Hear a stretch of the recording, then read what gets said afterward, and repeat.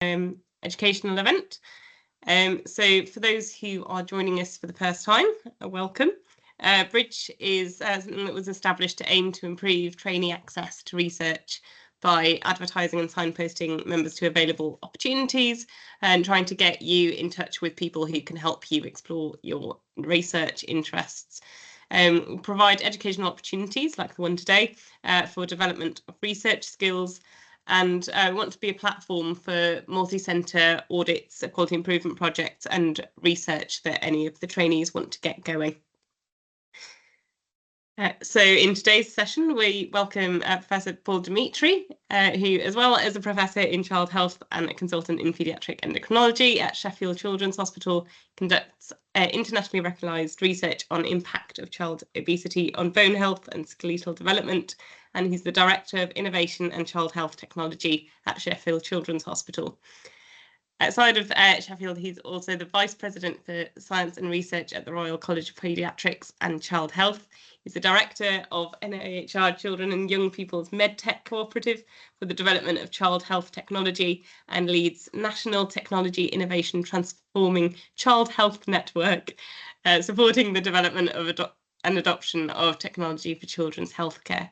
So thank you very much for joining us today. We've really been looking forward to hearing about how technology is changing paediatric research. So I will let you take that away. Holly, thank you very much. Stop sharing. Thank you very much for your introduction. I just smiled when you said the skeletal research, because I haven't done skeletal research for a wee while, actually. It's mainly focused on, but no, not to worry. It's okay. It's a lot from my past when I did my PhD. So let me just share my screen. So you're probably seeing yourselves now, are you? Is that right? Yep. Yep. Okay. So hopefully you can see my presentation now. Yes, we can see that. And I'll just I did call my presentation something slightly different, which is really around how artificial intelligence is transforming paediatric research. And the way I've set this presentation up is really just to discuss, first of all, about artificial intelligence itself, where it derives from, and then really think about its application in paediatrics and paediatric research.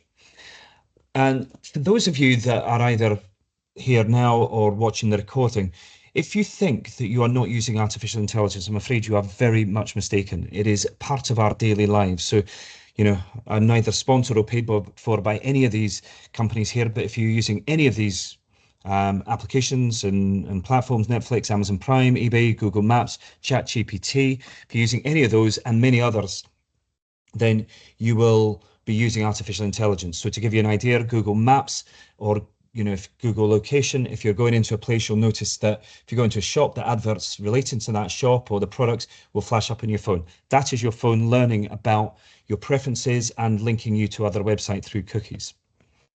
And so what artificial intelligence is doing is essentially simulating human intelligence, and it's doing that by using data and algorithms and really quite significant computational power. And that power is becoming more powerful. And the whole rationale behind it is to enable machines or software to perform tasks that typically require human intelligence, learning, reasoning, problem solving, perception and language understanding, but really at a pace which now is vastly superseding the speed at which we can do things, but really still very much task orientated. And we are in an era of artificial intelligence which is rapidly advancing and rapidly growing. So I mean, here's some figures here. I won't go through all of these in detail because you can read them, but this is a big global economy now, 15.7 trillion pounds in the economy from artificial intelligence projected to 2030. And of that, the UK AI market at the moment is worth 16.6 billion, and it's going to be just under 800 billion by 2035. And actually, the number of AI companies is increasing dramatically. So there's really clear investment. And that's not just in the companies that are actually delivering on AI. Those companies are using artificial intelligence as well. So there's many more that are using it. What's interesting is that even though it's there, I think the health service is still catching up. And these are figures from US data. But I was surprised to see that even in 2022, there was less than 20% of hospitals actually utilizing AI. But I suspect even now that's more. But I'd say in that figure by 2030, I think most hospitals within the UK will certainly in some way be using some artificial intelligence platform.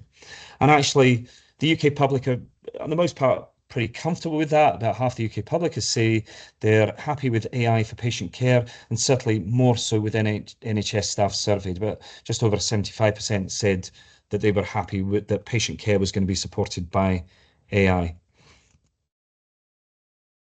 And AI is not a new thing. It's been around for ages, but it's clearly become much more advanced with the technology, the speed of technology advances that we have. But it was initially thought about, even though it wasn't, the term AI wasn't coined until a bit later. But it was Alan Turing, who, for those of you that have heard of him or not heard of him, he was the mathematician that cracked the Enigma code in World War II, the German Enigma code.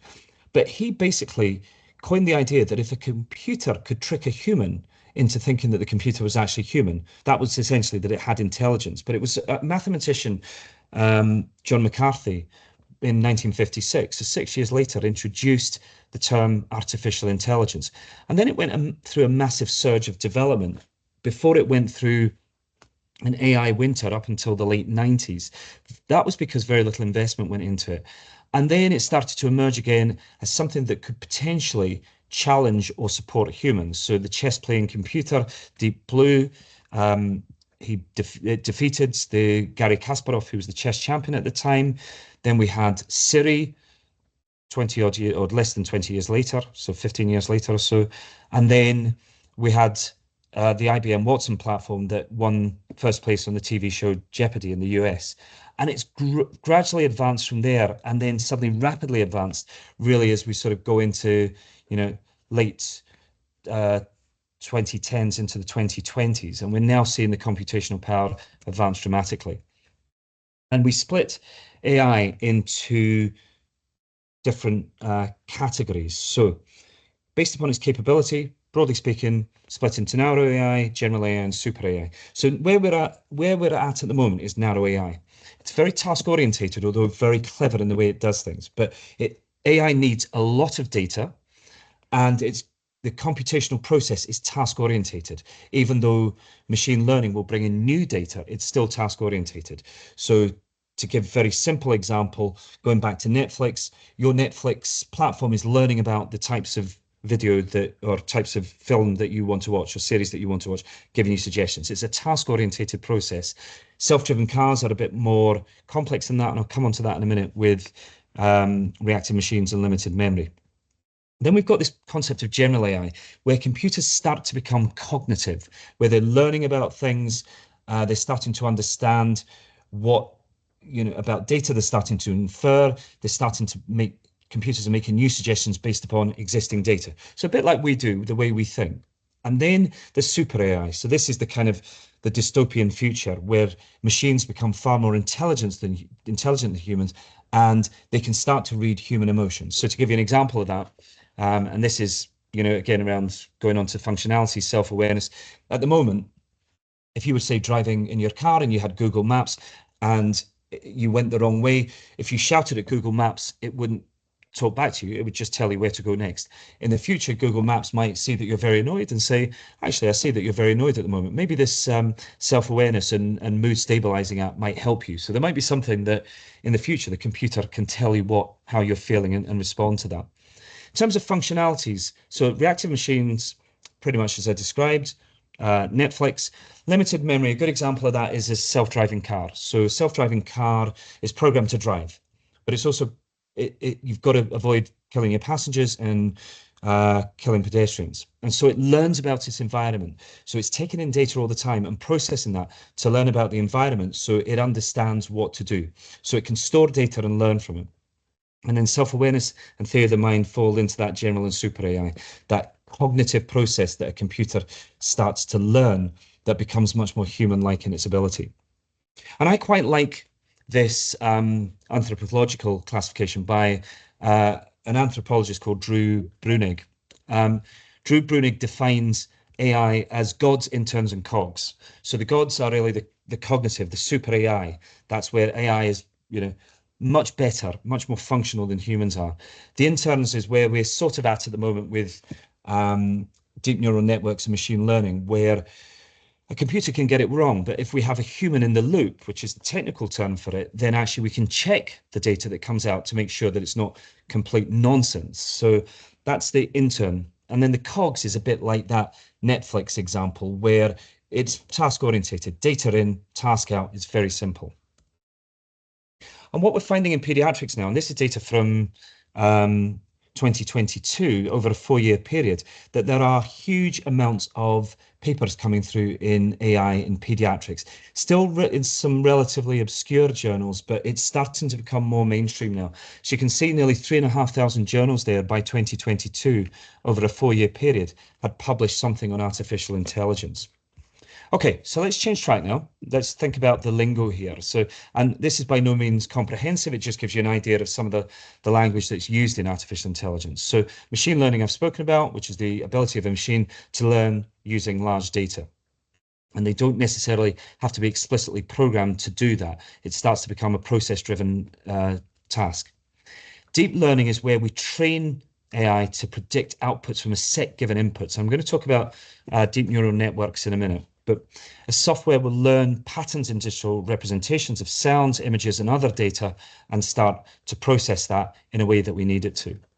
Neural networks are computer systems that are modeled on the human brain, and I'll show you that in a minute. And then large language models are ones that you're familiar with, like ChatGPT, generative pre-trained transformer, which understands and generates natural language and other types of content by what we input there. So it has a predictive nature to it. So to give you an example, if you put in the word coronary artery, it predict the next word might be disease, bypass graft, or calcification. So there is a decision process by which it's starting to generate language. And these are deep neural networks. So deep neural networks are set up, so they're machine learning processes, but they're set up in a way that is powerful. It's like the human brain. So it has several stacks or layers that are essentially modeled together. So it's essentially connecting what would be broadly talked about as neurons to perform a complex mathematical function.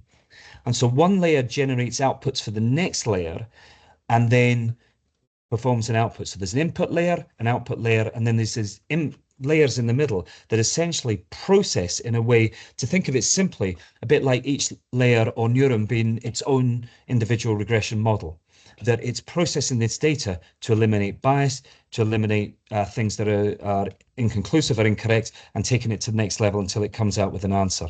And that process of going through those layers, those hidden layers, is called a feed-forward network.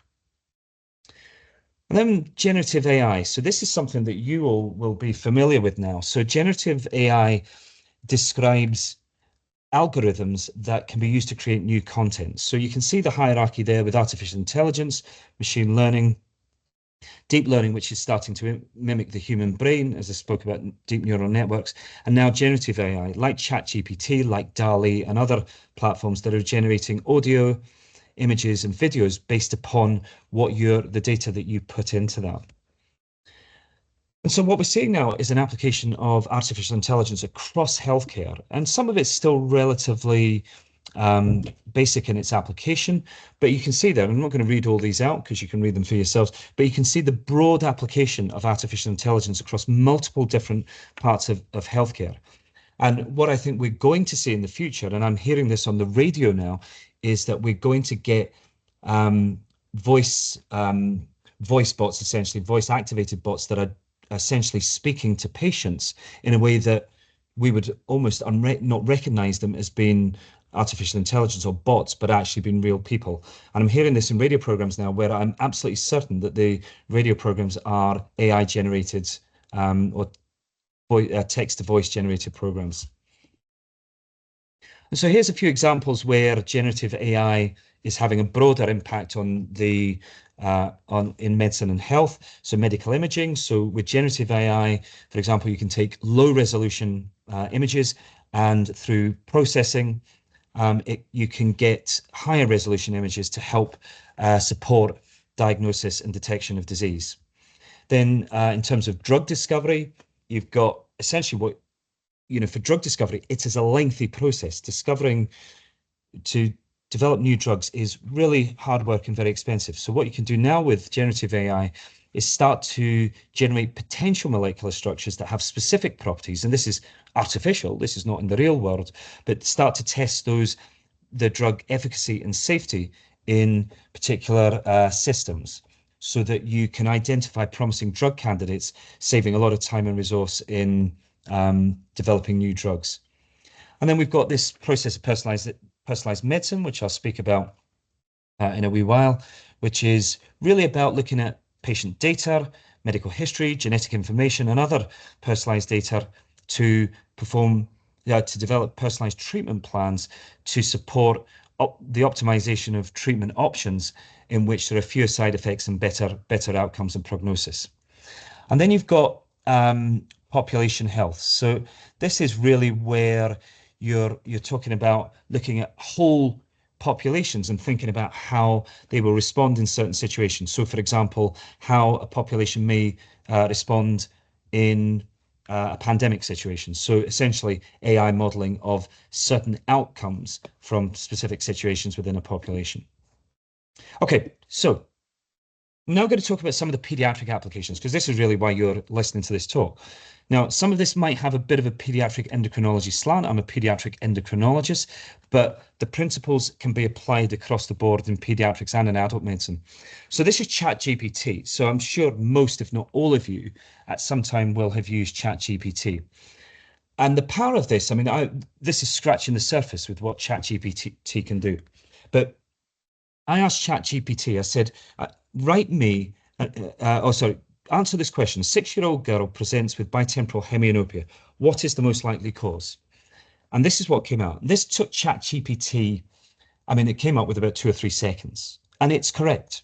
I've read it. I'm a pediatric endocrinologist. It's correct, and you can read back, but it's accurate.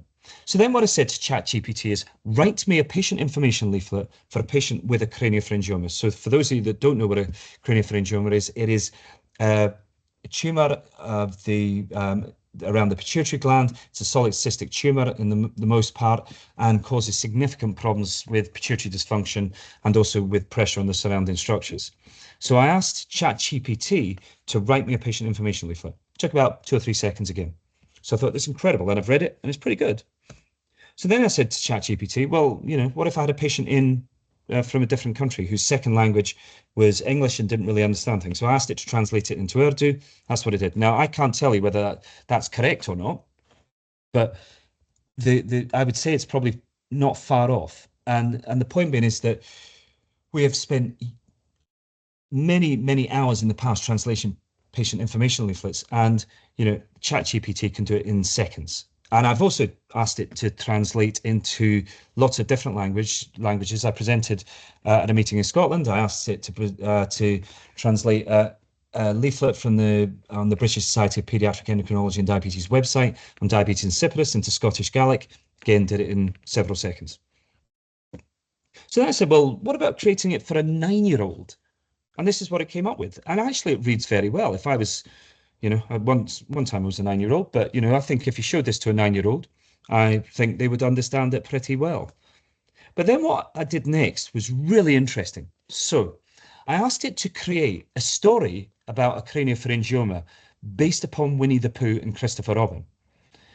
And this is what it came up with, and I've put it into boxes just for it to be a bit more readable. But I thought this was actually really very clever, which is it took the concept of Winnie the Pooh and Christopher Robin and took a craniopharyngioma leaflet or story and made this into a Winnie the Pooh story, Winnie the Pooh and the Mysterious Bump. And, I can read you one bit there. Sometimes it gives you headaches, said Christopher Robin. It can make it hard to see because it presses on the nerves that help you see. It can also make you feel very tired or thirsty, and it can affect how you grow. I think it's amazing that we can do that. That took ChatGPT 1 or 2 seconds to do that. But the bit that I really love is I then asked ChatGPT to create an image of Winnie the Pooh with Christopher Robin talking about a craniopharyngioma. And that's what it came up with, that picture on your slide. And that came on my screen within about 10 seconds. Now, I would challenge anybody to find any storybook in the world with a picture of Winnie the Pooh and Christopher Robin talking about a craniopharyngioma. But that's what it came up with. And this is through a program called DALL-E, which is embedded in Microsoft Copilot. So it's not ChatGPT, actually, it's DALL-E, which is embedded in Microsoft Copilot. And that's what it came up with. So there is a real power with these generative AI platforms. This is another application of ChatGPT, which is about creating programs that help you calculate things. So this was just a scenario. Hi, GPT-4, I'm a nurse and I need to administer IV piperacillin, sodium tazobactam, 50 mils to run over 20 minutes. How many drops per minute do I need? So ChatGPT calculates that. But what's even more impressive is that ChatGPT then gives you the code to be able to develop an app that would be able to then to use that to calculate to make calculations based upon those particular drugs. So, and I'm scratching the surface here. This is where we're going next, I think, with generative AI. This is here and now. So these are AI automated clinical summaries. So this slide is courtesy of a colleague of mine, Umang Patel, who is the Chief Clinical Officer at Microsoft UK. He also just happens to be a pediatrician as well. But Umang and I had a discussion about this, and he showed me this on his mobile phone. And he said to me, right, Paul, you're a 35-year-old patient, which I thought was very kind of him because I'm clearly not 35. He said, you're a 35-year-old patient with chest palpitations. So we did a consultation. He pressed the button and the whole transcript of that conversation came up. And then he said, now watch this. And he pressed the button to summarize and it created a patient letter. And it was really quick. And I read the patient letter back and I thought, that's impressive. I could send that out today to a GP and that GP would be quite clear about what was happening with my history and my health. And this is the Microsoft version, DAX Copilot. There's also one that we're looking at the moment at Sheffield Children's Hospital that has also been trialled at Great Ormond Street Hospital called Tortoise, which essentially, and you can see in the bottom screen there, you can see some of the text that it generates from what is essentially a conversation. So you don't have to tell it what to write. You are having a conversation with the patient. It is recording that transcript and pulling out the relevant information to then create a history sheet and then transcribe that into a letter. So this is effectively going to reduce clinician-patient time. It's going to increase clinician-patient time because it generates this that reduces the need to dictate. It also reduces the need to type letters. So this is really, going to revolutionize the way we take patient information from our consultations and deliver it back into letters. Okay, so changing tack again. One of the questions that people ask me, they say, well, one of the statements they make to me is, so Paul, AI, but they can't, it's not empathetic like doctors are empathetic. It doesn't have emotions. And so that's right, it doesn't. But this article from the Journal of the American Medical Association, I think demonstrated that it can be empathetic in certain situations. So this was based upon a platform that was patients asked physicians questions, medical questions, and the physician's responses. So what this team did was they took 195 questions drawn from this public social media forum where a physician had responded and put the same questions without any prior knowledge for ChatGPT, just put the same questions into ChatGPT to see how it would respond. And then once that was done, they then got a group of healthcare professionals to look at the responses to compare the information and the empathy or bedside manner that was provided. So the quality of the information was either very poor, acceptable, good, or very good. The empathy was not empathetic right the way through to very empathetic. So a Likert scale at 5 points. And what was interesting was the output here, or what they when they reviewed it, what they felt each of the responses were like.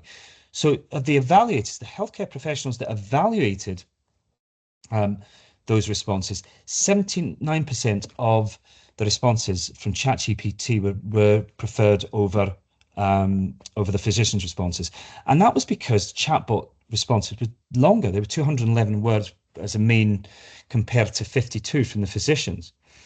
And the chatbot was considered much more empathetic.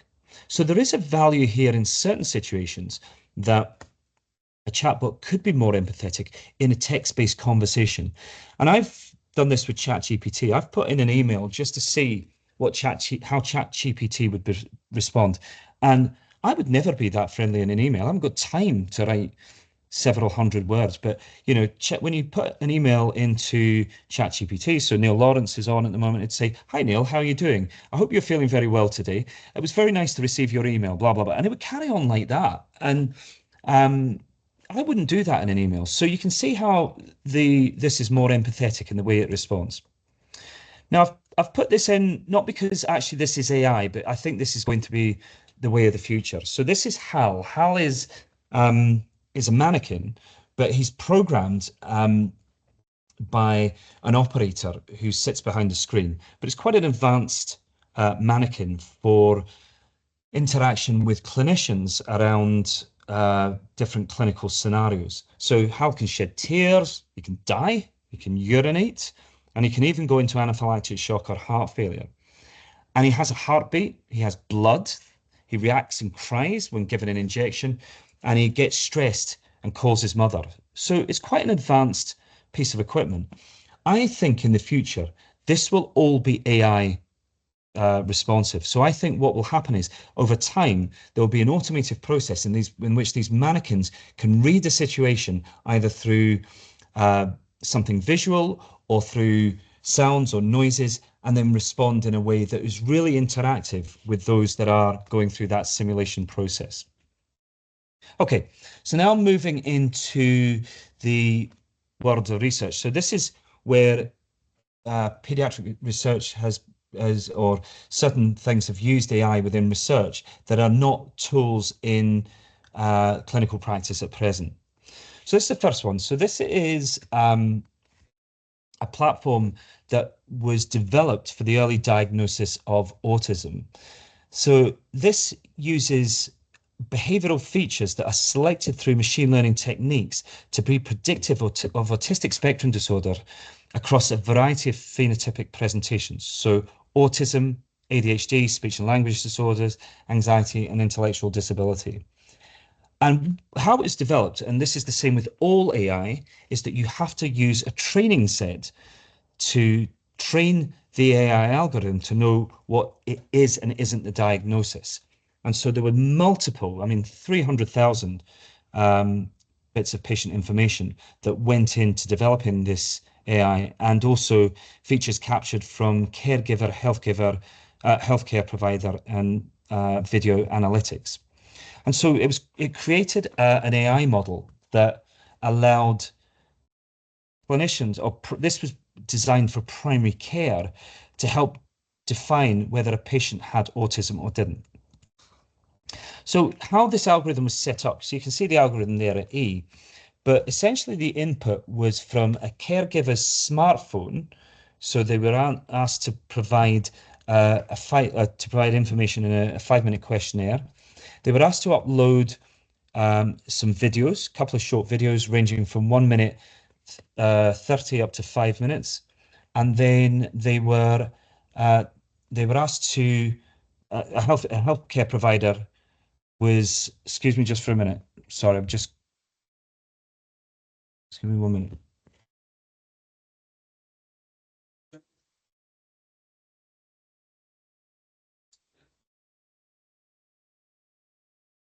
Sorry about that. So there was so a healthcare provider questionnaire was then uploaded as well. There was a video analyst that analyzed the videos, and then this went into the algorithm.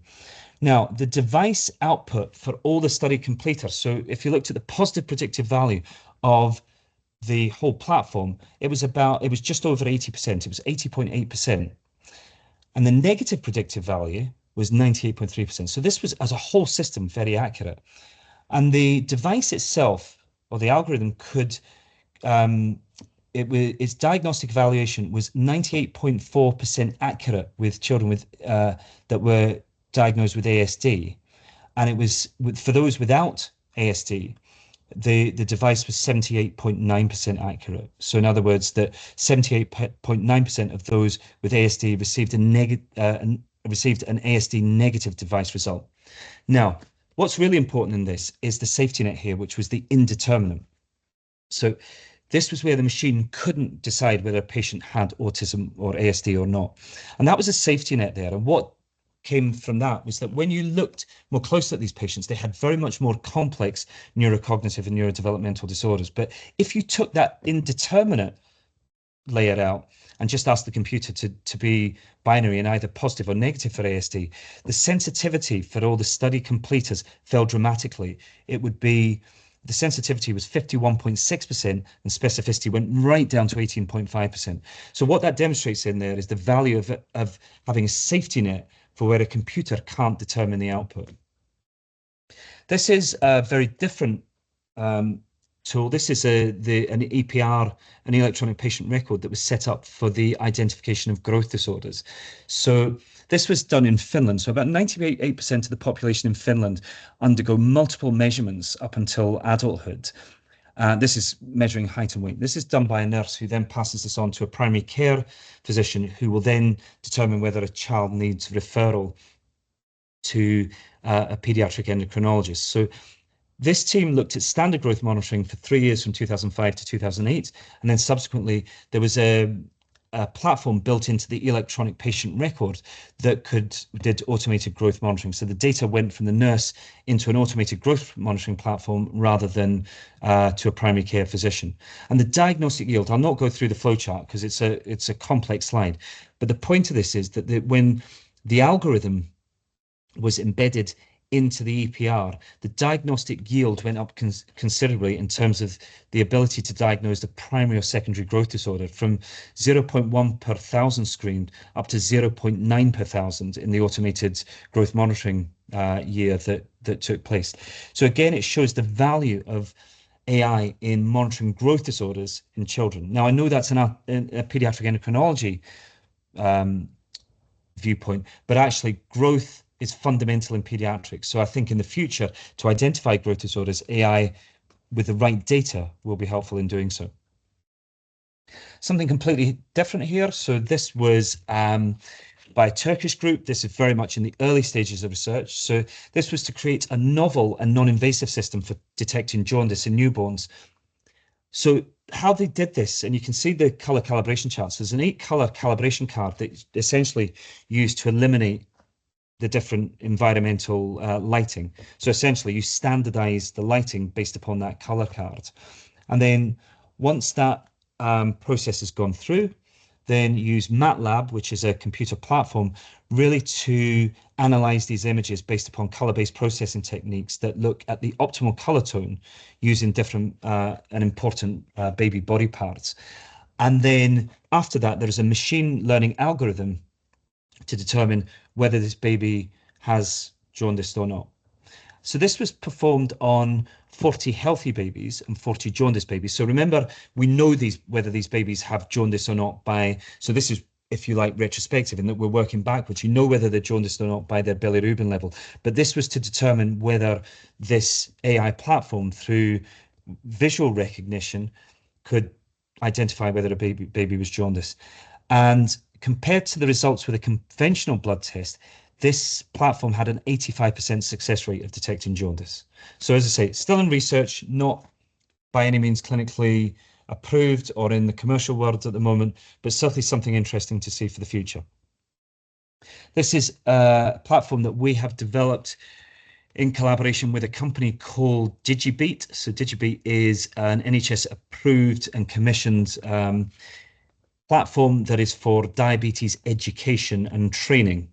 And we worked alongside IBM as well to develop a chatbot, a transition chatbot that would support young people moving from pediatric to adult healthcare. And in fact, it's still not commercialized yet, but we are in the process of submitting for a multi-center trial to get the data to commercialize this or to embed it into the DigiBeat platform. But the idea is not for it to be a medical device, but to support young people in transition where the questions are important for them. So for example, you might ask the DigiBot, which is the avatar there, DigiBot, can I drink alcohol when I have type 1 diabetes? DigiBot will provide a rapid response, which is relatively short, what we call smarts, deliver quick, snappy information, but then we'll signpost to other resources for young people to go and look for that information if they so wish. Now, in AI facial recognition, this is really, I think, going to be very helpful in helping us to diagnose pediatric disorders. So facial recognition is used in a multiplicity of platforms in lots of different in lots of different professions and in lots of different areas, both public and private sector. And the way facial recognition works simply is by an image. You have a pre-processing stage, a face detection stage, extract features, classifies, and then for healthcare reaches a diagnosis. And what you have to do, and I'm going to go into this in a little more detail in a subsequent slide, is you have to get a training set to help the algorithm understand what is normal and what's abnormal. So the example here is acromegaly. So what's important in this process is this process of what's called facial frontalization. So when you go through that processing stage, some of the photographs may actually be side on. What's very clever is that there is a system by which you can look at multiple different data points in the face. You can essentially put those into a facial topograph and then reprocess that photograph in essentially a flat plane. So very clever in bringing that frontalization process by which there can be a better analysis, so you get better outputs if you frontalize the face first. So this is a platform that was created to diagnose acromegaly. So like I said, there's got to be a training set first. So you have to train the AI platform to understand whether a patient has acromegaly or doesn't have acromegaly. And then so you go through that training, creating a training set. So you can see there the process that I've spoken to. You get the original image, it detects the face, you get the facial features, the face is then frontalized, and then you use artificial intelligence algorithms to determine whether a patient has acromegaly or doesn't have acromegaly. Now, what this particular group did is use what was called an ensemble method, where they took multiple different AI algorithms to determine the best sensitivity and specificity of diagnosing acromegaly. So they use support vector machines, convolutional neural networks, and random tree. And then they put test images in. Now, what I'm not sure is how many test images they put in. I've gone back and I've read the paper again and again, and I can't find the number of test images they put in. But normally from the AI papers that I've read, it's usually of an order of about 20% of the original training set that they then go back and use the test set. 20% of the training set become the test images, and you test it against the training set. Now, what's really interesting about this, and again, comes back to the diagnostic accuracy, is that all of those algorithms were better than 9 neuroendocrinologists who were specialists in pituitary disease and had looked after patients with acromegaly. The AI algorithms were significantly better than those doctors. And what's going to be interesting as we move forward, and this hasn't been published yet, this group said that they were going to do this, but I haven't seen a publication from there, is that using AI to look at disease progression. So these are clearly historical photos, some of them very old, of patients with acromegaly from the point of which they were well to developing acromegaly to having the full-blown features.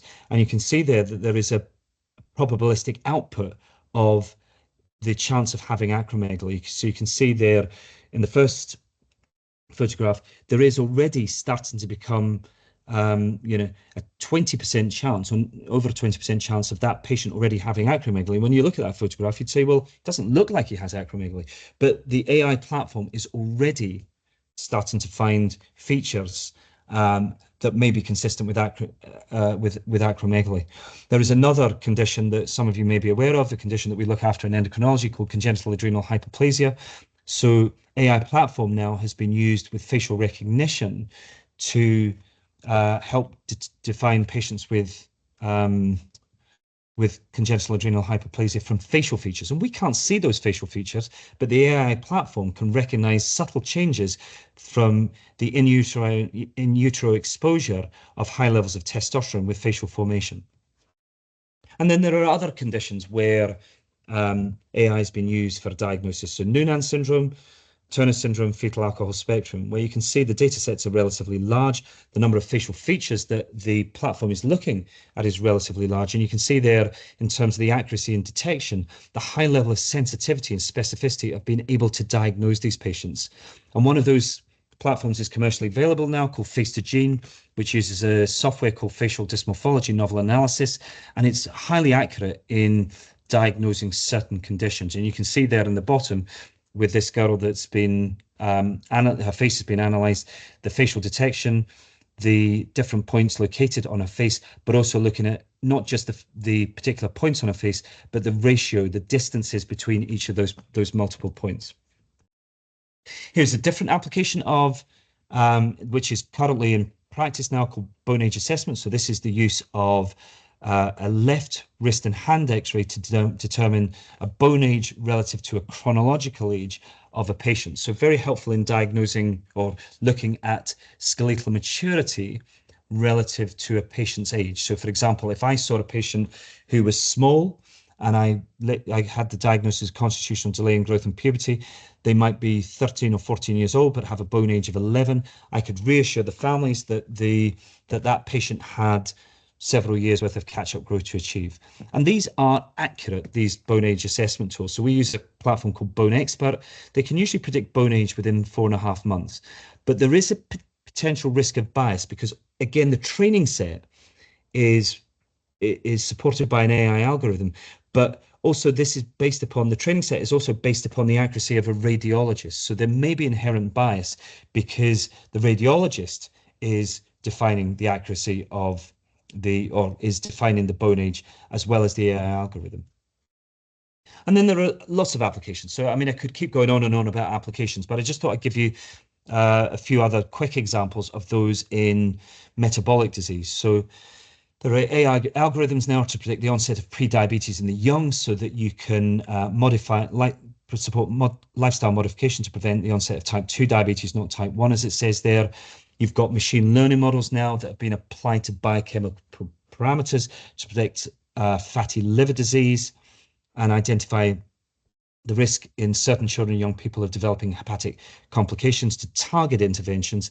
And then, interestingly, using machine learning for a metabolomic profile at the age of 3 months to predict body composition. So that's based upon the feeding profile of certain compounds within infant feeding types, such as lysophospholipids.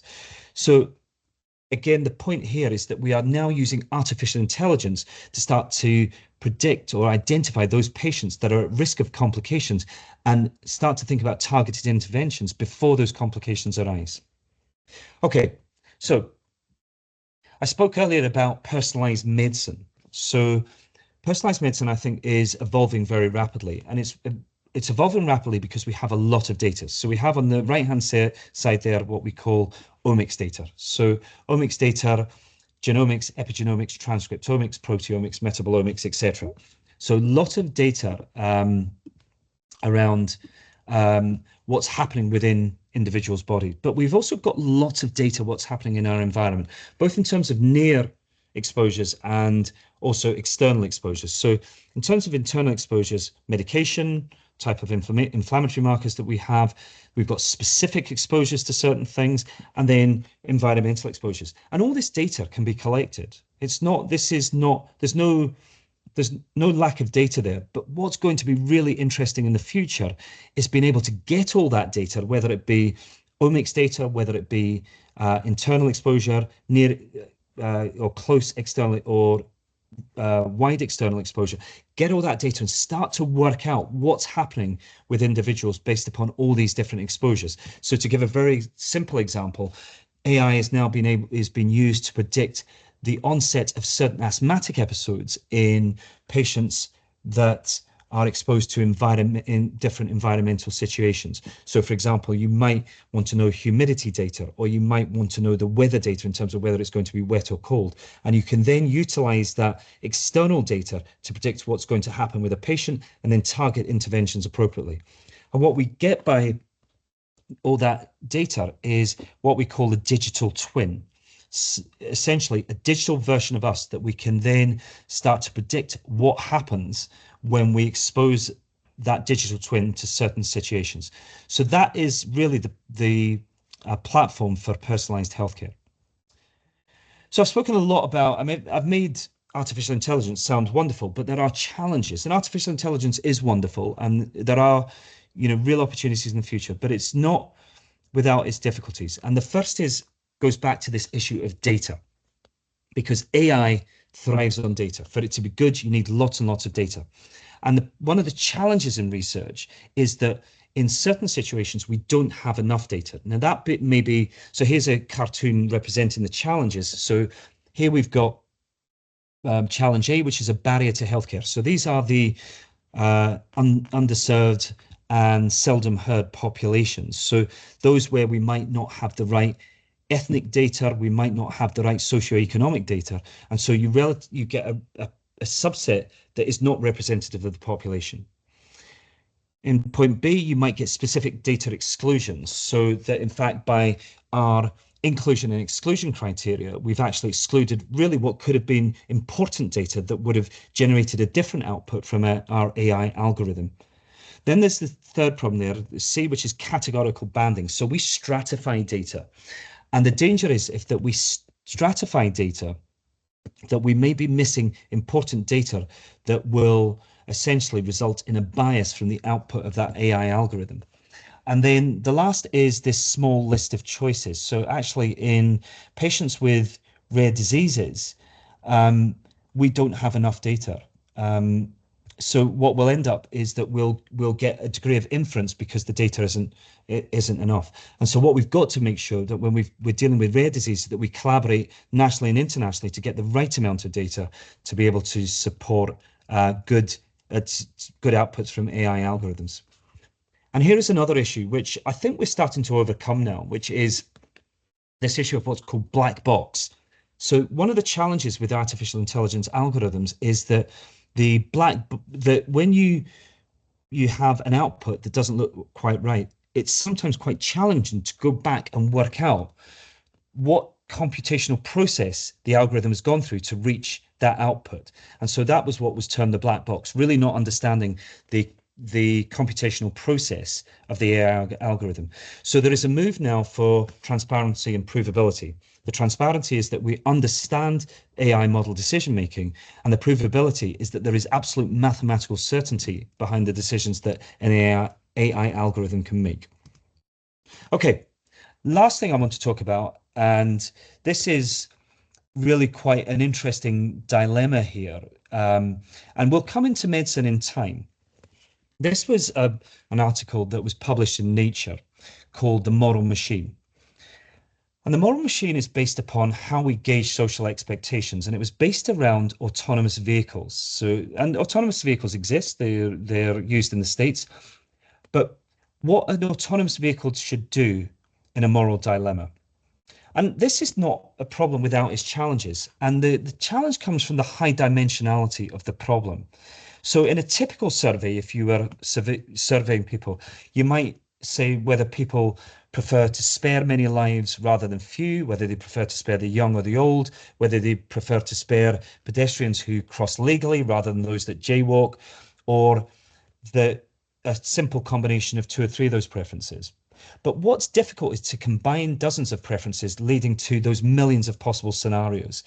And to do that, to get a sample size of that complexity, it's just too challenging. So what this team did was they developed this program called the Moral Machine. It was an online serious game for collecting large-scale data on how citizens would want autonomous vehicles to solve a moral dilemma in the context of a totally unavoidable accident.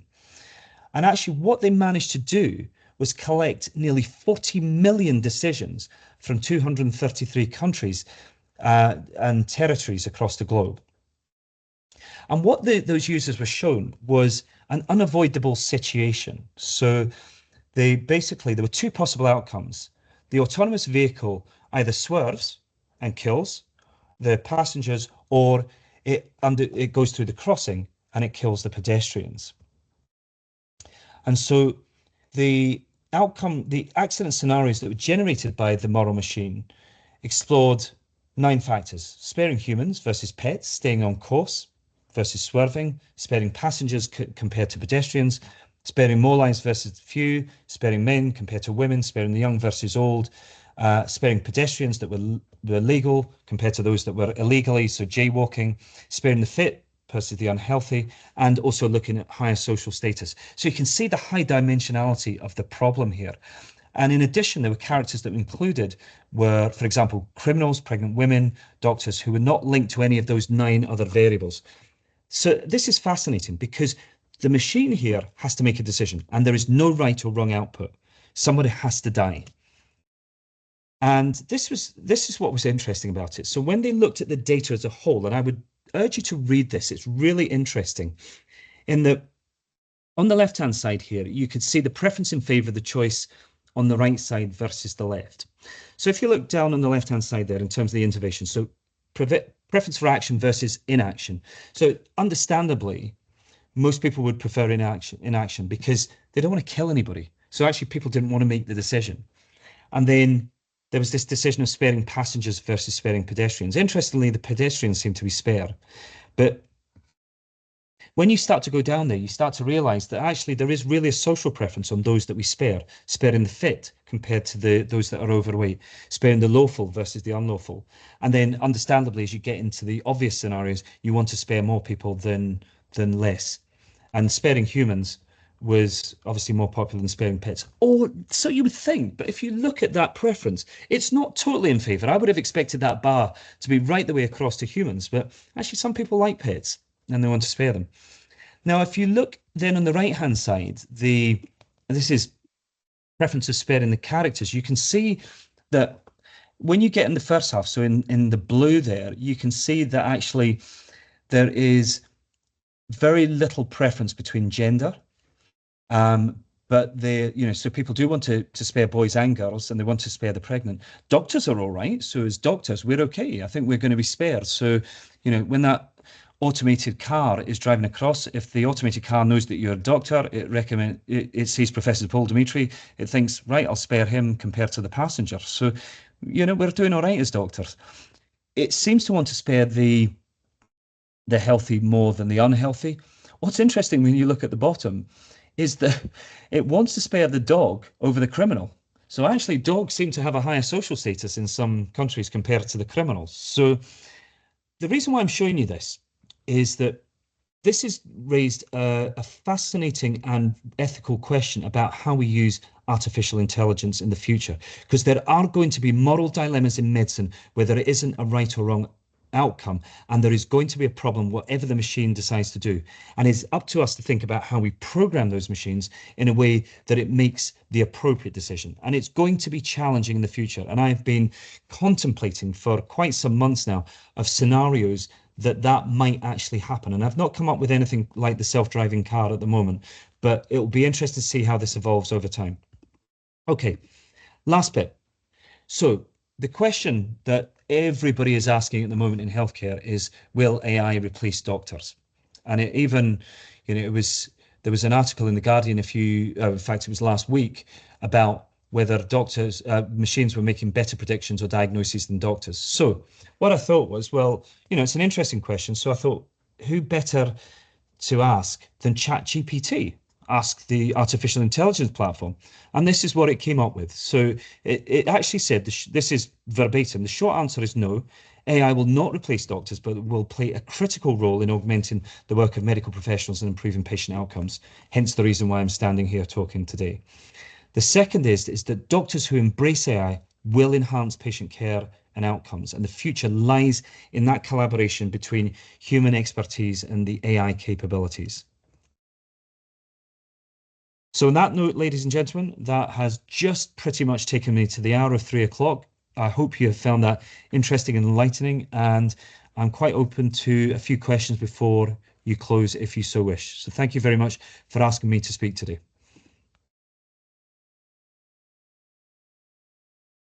Thank you very much. That was a really, really interesting talk. And I am not very technologically advanced, and you've even got my interest.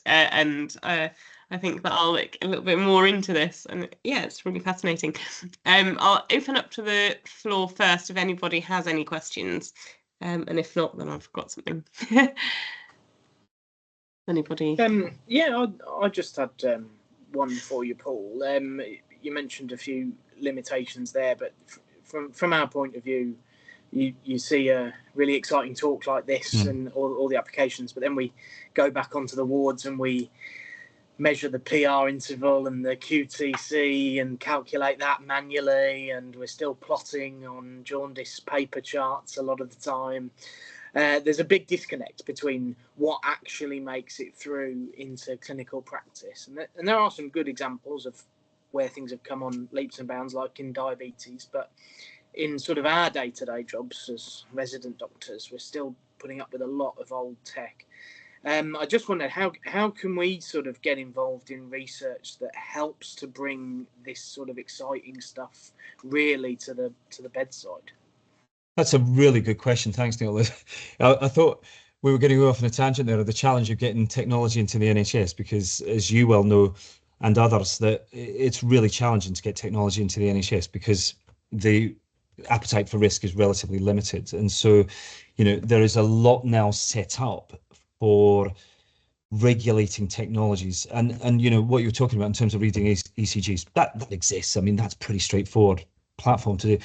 And the question you sort of scratch your head and go, well, why aren't we using it? And I sort of ask myself that question every day: is there's all these great technologies there, why on earth are we not using them?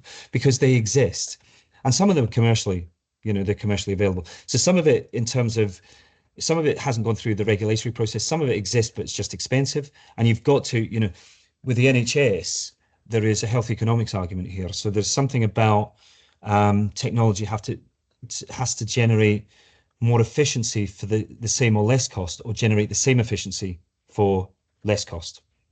Otherwise it just doesn't float in the NHS. Going back to your point about research, which is your primary question, Neil, I think the answer is that there needs to be an interface between the private and public sector, because I mean we can do this in healthcare in terms of there are people that have the capability. I know you do, Neil, to be able to program and develop algorithms. The question is how that becomes a commercially viable option. In terms of you develop something, how does that spread across the NHS? Particularly in our case, pediatrics. And the answer is there is a big challenge there. It's not that it can't be done, but it's just very difficult to do it, and it becomes a full-time job once you've developed something digital, whether it includes AI or not, to be able to spread that, because you need business plan, commercial viability, regulatory viability, etc. So I think the best way to do it from a clinical perspective is actually to team up with the commercial sector. So this is essentially what I do pretty much most days, which is I support companies and healthcare professionals in coming together to work collaboratively, because actually the commercial organizations need the clinicians and the clinicians need the commercial organizations. So when a product is developed, and we're running an accelerator at the moment, which is supporting 12 companies that have market-ready products. But what's interesting is that they say the NHS is difficult to get into, which it is, but actually once you get a clinical champion in there and they understand what it does, that helps to drive those products into the NHS because they see the value. And then the third part of the equation here is procurement. You've got to make sure the procurement guys are on board to get this technology essentially into the NHS by being bought. So the simple answer is I think we need to interface clinicians with those in the commercial space or the academic space that are developing these technologies to get clinical evaluation and run these. So we're good at developing or running trials, developing clinical trials to trial these products. The guys that do this in the companies make the products. So you've got to get all the component parts together to make sure that these products get to market.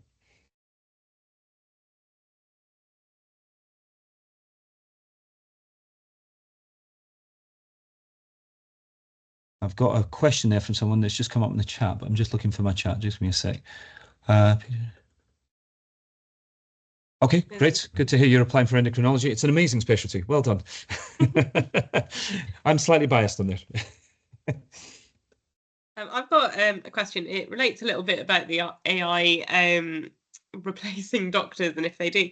But do you think with all of this AI that and all the applications that there's a risk of kind of de-skilling doctors and kind of like reducing their building up their practice and ability to kind of like recognize things and kind of like their underlying skills as they emerge through? So perhaps not those who have already gone through it, but those who are training. Do you think there's a risk of de-skilling that, and how can we safeguard against it?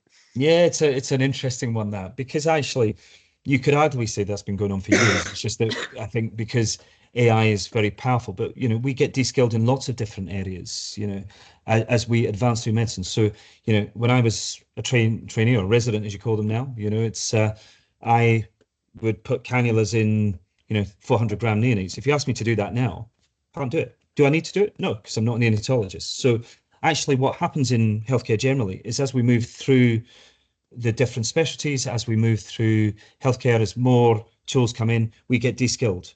So, I would be absolutely certain there'd be one or two people here that couldn't use a mercury-based sphygmometer, but I can.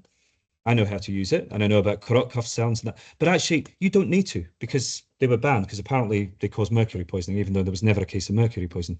But the point is that you can't, you will get de-skilled as new things come in, because a Dynamat does it for you now. So you don't need to know about doing manual blood pressure measurement. So you've become de-skilled. That's just a very simple example of de-skilled in one area as you progress to the next.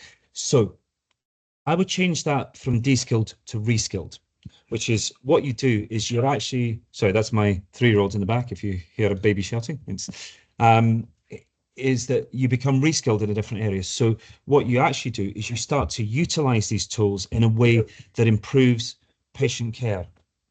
So I'm just speaking at the moment, so you become re-skilled in a different way. So it's this harmony between machine and clinician. The machine at the moment can't be empathetic in the way that we are now. You can't speak to people. You can't look at those, facial expressions, body language, etc. So there's lots of skills that we have as doctors that are soft skills that are hugely important. But I would say we need to become re-skilled. We need to use these tools in a different way. Ultimately, my view is, for what it's worth, is that let's stop thinking about ourselves as being the important part here, and thinking actually if it gets better for the patients, the children and young people we look after, does it matter that we become de-skilled in areas if they get the better outcome? Because ultimately, that's what we're training to do. We're trained to look after children and young people, to keep them healthy, to diagnose, to investigate, to diagnose, and to treat in the best way we can. So if we've got new tools, why not? Ultimately, it's got to be about the patient.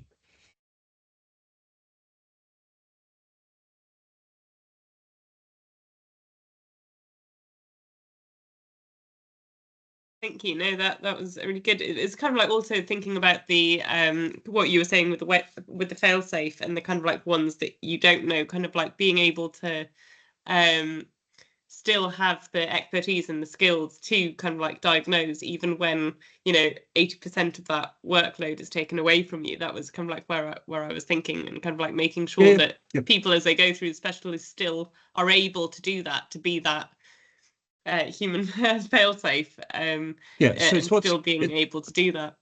It's what's called human in the loop, and so there needs to be a safety check there, which is actually that we need to have clinicians there that can check this. And so I go back to this point about this collaboration, this interface between machine and human, which is you still have to check something.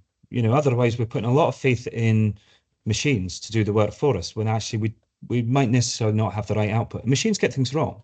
When I talk about sensitivity and specificity, remember that the machine has got things wrong. It might be 20% of the time. So for every 10 patients you see, or the machine does something, two of those patients it's got wrong. So there has to be a human in the loop there.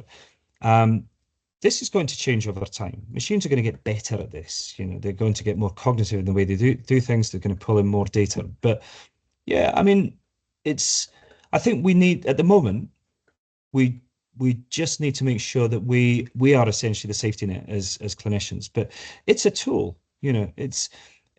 I think there is this concern as well that we're cheating if we use tools like ChatGPT and that. It's just a tool. It's nothing, you know, just like anything that we use is a tool. It's important that we use it in the right way to get the right outcome. And so if we see AI in lots of different platforms as a tool to help us, then we're still clinicians. We're just doing things in a different way. You know, I'll take another example, the Da Vinci robot. Nobody stood back when the Da Vinci robot was developed and said, yeah, but surgeons are really good at this. They said, well, the Da Vinci robot's better, but you still need a surgeon there to control things. So there's the human computer interface there. Yes, I agree with that. The comment has come up there, creating clinic letters. You still got to check them, because remember, this is a transcript from dialogue, and you know, these platforms, they're good, but they're not foolproof by any means. So you still got to check your letters, particularly medical doses. And I've come across this. We have we use a platform called Big Hand, and it's voice to text recognition. Now, with my accent, it can be quite difficult at times to do that, but it's even simply, I've seen levothyroxine, which you take once daily. I've seen levothyroxine QD, which would translate to 4 times a day. So when I say levothyroxine OD, it hears QD and it takes it. Now that's a serious transcription error. You know, that could be a patient taking levothyroxine 4 times a day. So it needs me to check that to make sure that that error doesn't pass on to the next healthcare professional.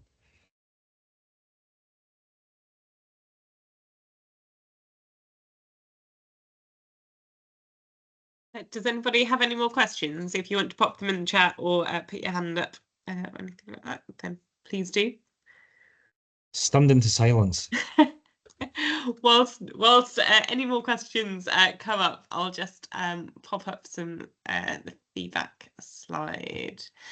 Because thank you very much for joining us today. It was, like I said, a really fascinating session and really got lots of brains going on how we can maybe embed this into our practice, and also thinking about that we might need to look into this into kind of like our research and building things in the future. But before you all go, we'd really appreciate some feedback to help us shape what Bridge can offer and what kind of sessions you'd like to hear about, to make it valuable for all of you. So please take some minutes to fill in our feedback. Here is the QR code, and also it's in the corner of here, because the next few sessions that are coming up are in January. We've got a session with Anna Fox about clinical questions for our e-portfolio, gearing up for the ARCP time.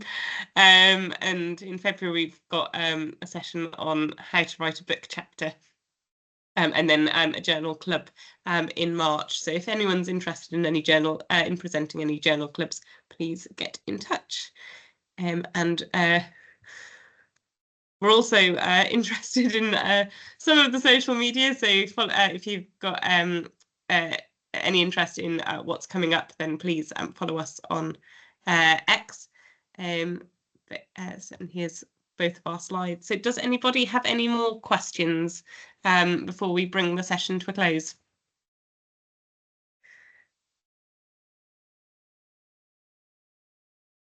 Well, I think Professor Dimitri's needed to leave anyway, but I think on behalf of all of us, we'd like to thank him for the amazing session. I'll leave this slide up for a little bit of time to get your feedback. That would be appreciated, but other than that, we look forward to welcoming you back next time.